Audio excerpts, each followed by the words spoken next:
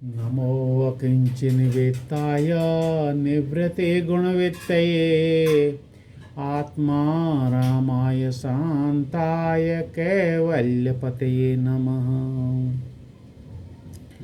अथ षडशीतमोऽध्याय। सुभद्रा हरण और भगवान का मिथिलापुरी में राजा जनक और श्रुतदेव ब्राह्मण के घर एक ही साथ जाना।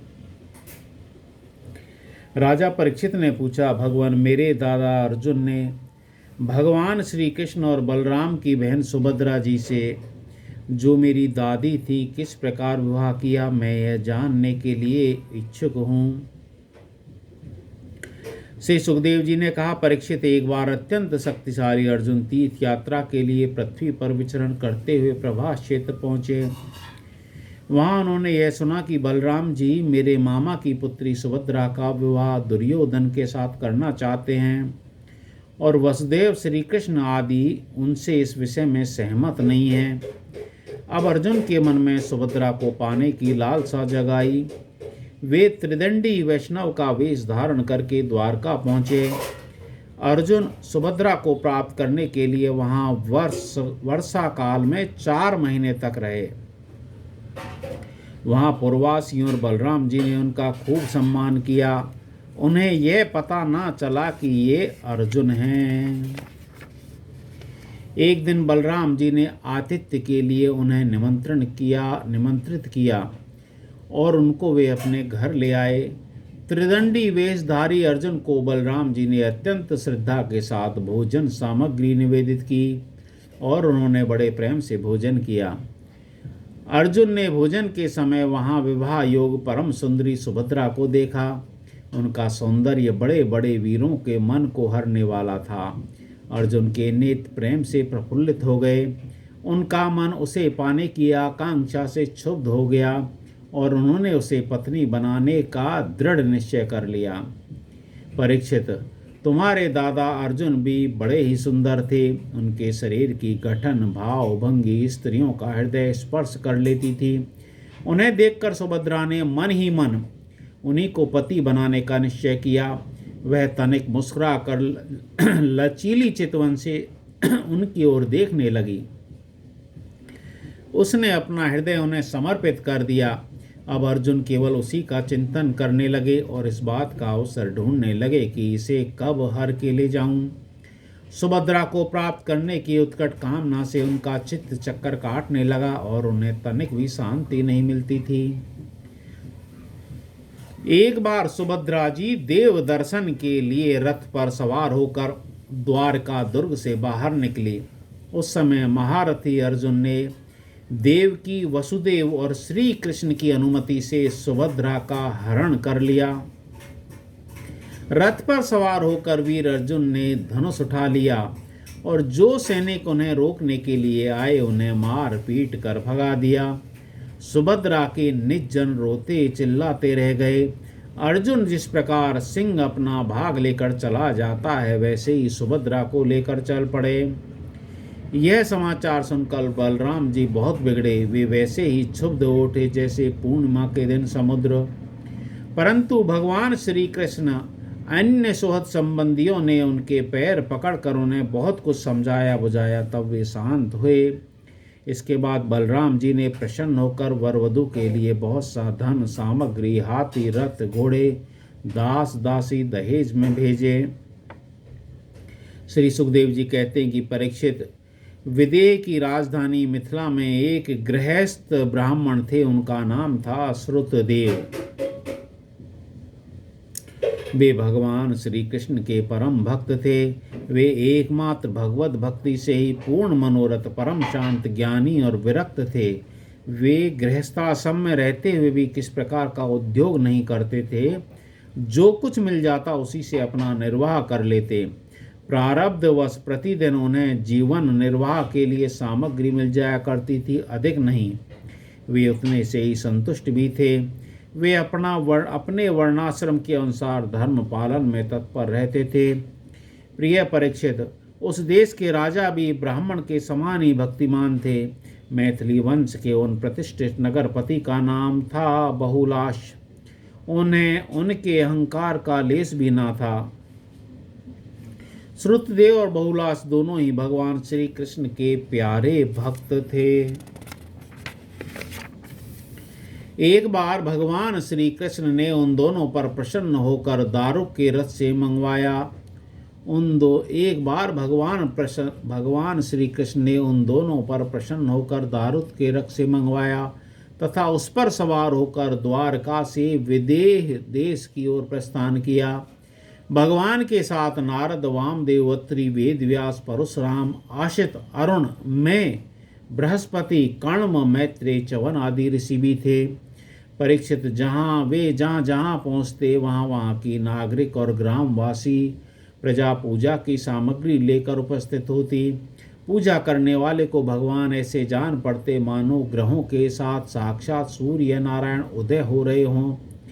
परीक्षित, उस यात्रा में आनर्त, धर्म, कुरु, जांगल, कंक, मत्स्य, पांचाल, कुंती, मधु, केकय, कौशल, अर्ण आदि अनेक देशों के नर नारियों ने अपने नेत्र रूपी दोनों से भगवान श्री कृष्ण के उन्मुक्त हास्य और प्रेम भरी चितवन से युक्त मुखारविंद के मकरंद रस का पान किया। त्रिलोक गुरु भगवान श्री कृष्ण के दर्शन से उन लोगों की अज्ञान दृष्टि नष्ट हो गई। प्रभु दर्शन करने वाले नर नारियों को अपनी दृष्टि से परम कल्याण और तत्व ज्ञान का दान करते चल रहे थे। स्थान स्थान पर मनुष्य और देवता भगवान की उस कीर्ति का गान करके सुनाते जो समस्त दिशाओं को उज्ज्वल बनाने वाली एवं समस्त अशुभों का विनाश करने वाली है। इस प्रकार भगवान श्री कृष्ण धीरे धीरे विदेह देश में पहुँचे। परीक्षित, भगवान श्री कृष्ण के शुभागमन का समाचार सुनकर नागरिक और ग्रामवासियों के आनंद की सीमा न रही। वे अपने हाथों में पूजा की विभिन्न सामग्रियां लेकर उनकी आगवानी करने आए। भगवान श्री कृष्ण का दर्शन करके उनके हृदय और मुख कमल प्रेम आनंद से खिल उठे। उन्होंने भगवान को तथा उन मुनियों को जिनका नाम केवल सुन रखा था, देखा न था, हाथ जोड़कर मस्तक झुकाकर प्रणाम किया। मिथिला नरेश, बहुलाश और सुखदेव ने यह समझकर कि जगत गुरु भगवान श्री कृष्ण हम लोगों पर अनुग्रह करने के लिए ही पधारे हैं, उनके चरणों पर गिरकर प्रणाम किया। बहुलाश और सुखदेव दोनों ने एक ही साथ हाथ जोड़कर मुनि मंडली के सहित भगवान श्री कृष्ण को आतिथ्य ग्रहण करने के लिए निमंत्रित किया। भगवान श्री कृष्ण दोनों की प्रार्थना स्वीकार करके दोनों को ही प्रसन्न करने के लिए एक ही समय पृथक पृथक रूप से दोनों के घर पधारे और यह बात एक दूसरे को मालूम न हुई कि भगवान श्री कृष्ण मेरे घर के अतिरिक्त कहीं और जा रहे हैं। वहाँ का राजा था विदेह, जनक राज का वहाँ का राजा, मिथिला का राजा, और वहाँ एक ब्राह्मण था। बहुलाश राजा का नाम था और श्रुतदेव ब्राह्मण था। दोनों के घर एक साथ ही पधारे। दोनों भगवान के भक्त थे तो उनको दर्शन के लिए गए। विदेह राज बहुलाश बड़े मनस्वी थे। उन्होंने यह देख कर कि दुष्ट दुराचारी पुरुष जिसका नाम भी नहीं सुन सकते वे ही भगवान श्री कृष्ण और ऋषि मुनि मेरे घर पधारे हैं, सुंदर सुंदर आसन मंगाए और भगवान श्री कृष्ण तथा ऋषि मुनि आराम से उन पर बैठ गए। उस समय बहुलाश की विचित्र दशा थी। प्रेम भक्ति के उद्देक से उनका हृदय भराया, नेत्रों में आंसू उमड़ रहे थे। उन्होंने अपने पूज्यतम अतिथियों के चरणों में नमस्कार करके पांव पखारे और अपने कुटुंब के साथ उनके चरणों का लोक पावन जल सिर पर धारण किया। फिर भगवान एवं भगवत स्वरूप ऋषियों को गंध, माला, वस्त्र, अलंकार, धूप, दीप, अर्घ, गौ, बैल आदि समर्पित करके उनकी पूजा की। जब सब लोग भोजन करके तृप्त हो गए तब राजा बहुलाश भगवान श्री कृष्ण के चरणों को अपनी गोद में लेकर बैठ गए और बड़े आनंद से धीरे धीरे उन्हें सहलाते हुए बड़ी मधुर वाणी से भगवान की स्तुति करने लगे। राजा बहुलाश ने कहा, प्रभु आप समस्त प्राणियों के आत्मा साक्षी स्वयं प्रकाश हैं। हम सदा सर्वदा आपके चरण कमलों का स्मरण करते रहे हैं, इसी से आपने हम लोगों को दर्शन देकर कृतार्थ किया है। भगवान आपके वचन हैं कि मेरा अनन्य प्रेम भक्त मुझे अपने स्वरूप बलराम जी अर्धांगिनी लक्ष्मी और पुत्र ब्रह्मा से भी बढ़कर प्रिय है।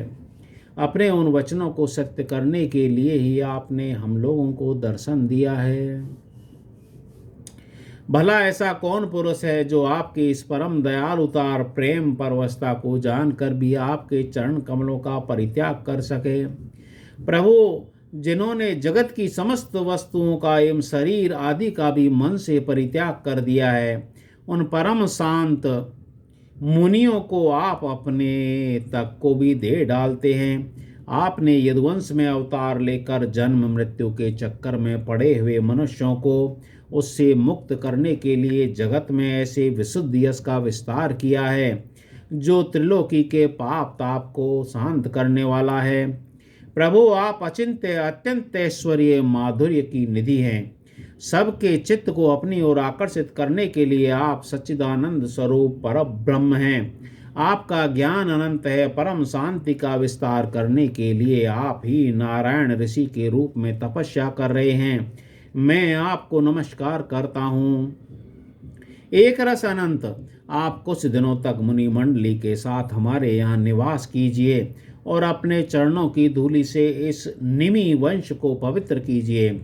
परीक्षित, सबके जीवन दाता भगवान श्री कृष्ण राजा बहुलाश की यह प्रार्थना स्वीकार करके मिथिलावासी नर नारियों का कल्याण करते हुए कुछ दिनों तक वहीं रहे। प्रिय परीक्षित, जैसे राजा बहुलाश भगवान श्री कृष्ण और मुनि मंडली के पधारने पर आनंद मग्न हो गए थे, वैसे ही श्रुतदेव ब्राह्मण भी भगवान श्री कृष्ण और मुनियों को अपने घर आया देखकर आनंद विहल हो गए। वे उन्हें नमस्कार करके अपने वस्त्र उछाल उछाल कर नाचने लगे। श्रुतदेव ने चटाई पीढ़े कुशासन बिछाकर उन पर भगवान श्री कृष्ण और मुनियों को बिठाया, स्वागत भाषण आदि के द्वारा उनका अभिनंदन किया और अब अपनी पत्नी के साथ बड़े आनंद से सबके पांव पखारे। परीक्षित, महान सौभाग्यशाली सुखदेव ने भगवान और ऋषियों के चरणोदक से अपने घर और कुटुंबियों को सींच दिया। इस समय उनके सारे मनोरथ पूर्ण हो गए थे। वे हर्षातिरेक से मतवाले हो रहे थे। तदंतर उन्होंने फल, गंध, खस से सुवासित निर्मल और मधुर जल, सुगंधित मिट्टी, तुलसी, कुश, कमल आदि अनायास प्राप्त पूजा सामग्री और सत्व गुण बढ़ाने वाले अन्न से सबकी आराधना की। उस समय सुखदेव जी मनी मन तर्क न करने लगे कि मैं तो घर गृहस्थी के अंधेरे कुएं में गिरा हुआ हूँ, अभागा हूँ। मुझे भगवान श्री कृष्ण और उनके निवास स्थान ऋषि मुनियों का, जिनके चरणों की धूल ही समस्त तीर्थों को तीर्थ बनाने वाली है, समागम कैसे प्राप्त हो गया। ब्राह्मण था, उसके घर पे फल, गंध, मधुर जल, सुगंधित मिट्टी यही थी, उसी से भगवान का उन्होंने पूजन किया। तो दोनों को पता नहीं चला। जब सब लोग आतिथ्य स्वीकार करके आराम से बैठ गए, तब सुतदेव अपने स्त्री, पुत्र तथा अन्य संबंधियों के साथ उनकी सेवा में उपस्थित हुए। वे भगवान श्री कृष्ण के चरण कमलों का स्पर्श करते हुए कहने लगे। श्रुतदेव ने कहा, प्रभु, आप व्यक्त अव्यक्त प्रकृति और जीवों से परे पुरुष हैं। मुझे आपने आज ही दर्शन दिया हो ऐसी बात नहीं है। आप तो तभी से सब लोगों से मिले हुए हैं जब से आपने अपनी शक्तियों के द्वारा इस जगत की रचना करके आत्मसत्ता के रूप में इसमें प्रवेश किया है।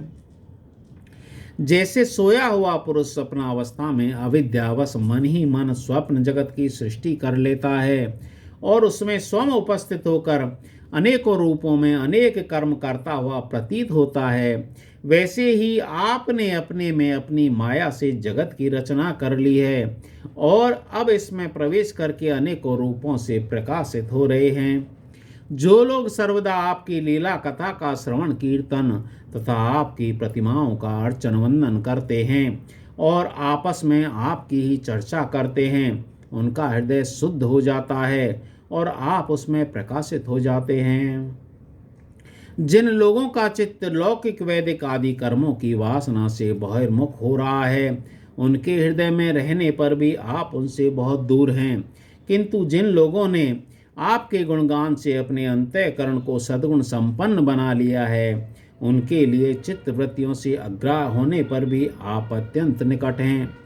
प्रभु, जो लोग आत्म तत्व को जानने वाले हैं उनके आत्मा के रूप में ही आप स्थित हैं, और जो शरीर आदि को ही अपना आत्मा मान बैठे हैं उनके लिए आप अनात्म को प्राप्त होने वाली मृत्यु के रूप में हैं।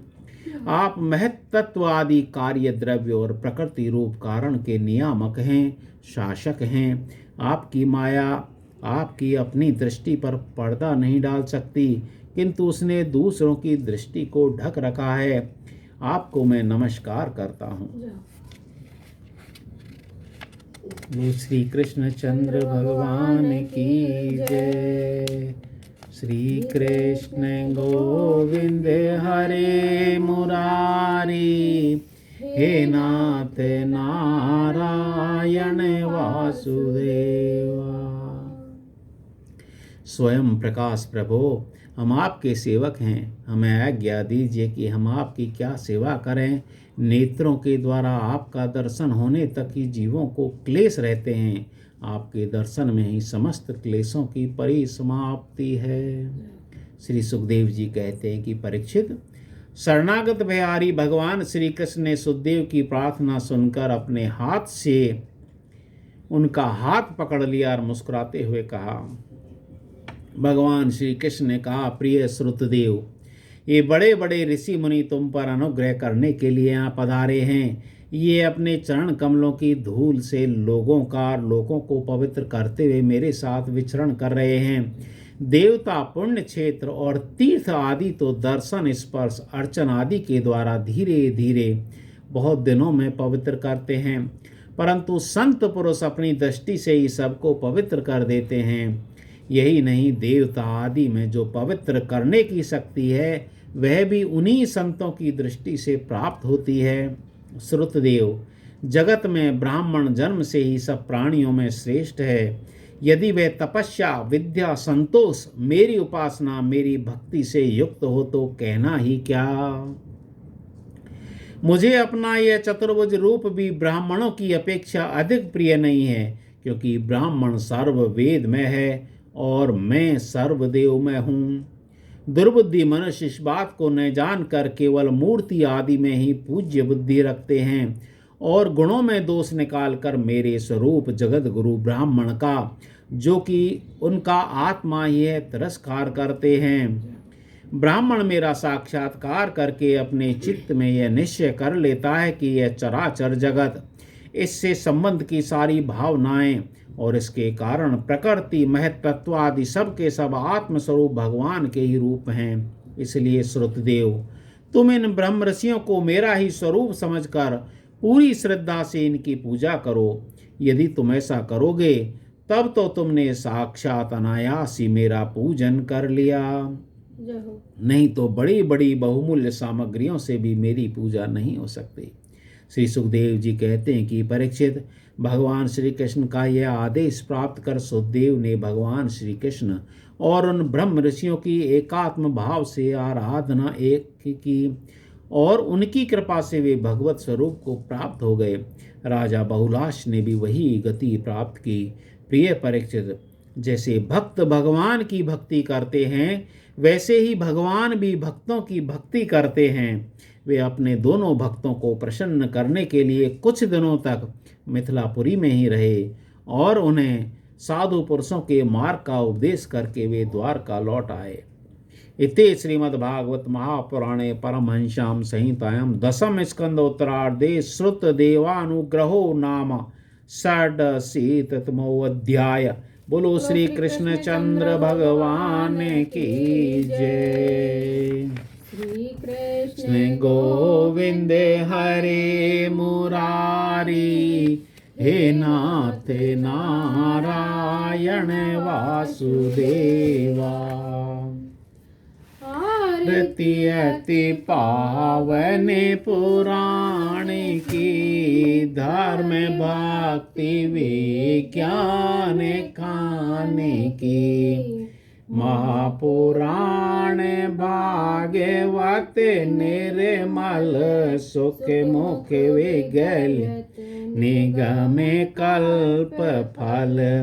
परमानंद सुधारस में कल लीला रति रस रस निधान की आरती अति पावनी पुराण की कलिमल मतनि त्रितापे निवारिणी जन्मे मृत्यु में भावे भय हारिणी सेवत सतत सकल सुख कारिणी सुमो सदी हरि चरित गान आरती अति पावनी पुराण की विषय विलास विमोह विनाशिनी विमल विरागे विवेक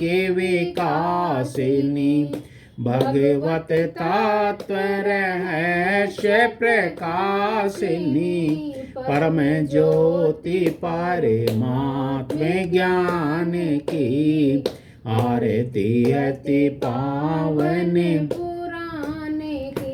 परमहंस मुनि मनि उल्लासिनी रस के हृदय रस से विलासिनी भोक्ति मुक्ति रति प्रेम सुदासिनी कथा किंचन प्रिय सुजान की आरती अति पावनी पुराण की धर्म भक्ति विज्ञान खाने की। बोलो श्री कृष्ण चंद्र भगवान की जय। नमो अकिंचन वित्ताय निवृत्ति गुणवित्तये आत्मा रामाय शांताय कैवल्यपतये नमः।